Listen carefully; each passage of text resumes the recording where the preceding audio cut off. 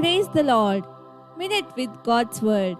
నేటి దిన వాగ్దానము 2 సమూయేలు 22వ అధ్యాయము 2-3 వచనములు. యెహోవా నా శైలము, నా కోట, నా రక్షకుడు, నా దుర్గము, నేను ఆయనను ఆశ్రయించుదును.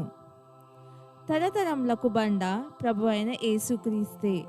నూతన నిబంధన విశ్వాసులమైన మనం ఎప్పుడైతే క్రీస్తు ప్రభుని అంగీకరించామో అప్పుడే మన రక్షణకు నూతన బండగా అవుతున్నాడు. అవును, ఆయనను నీ బండగా చేసుకుంటే కదల్చబడవు, పడిపోవు.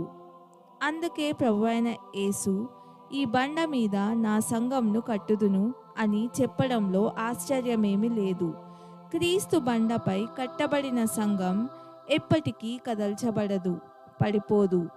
నా పాదములు బండ మీద నిలిపి నా అడుగులు స్థిరపరచెదను అని దావీదు చెప్తున్నాడు.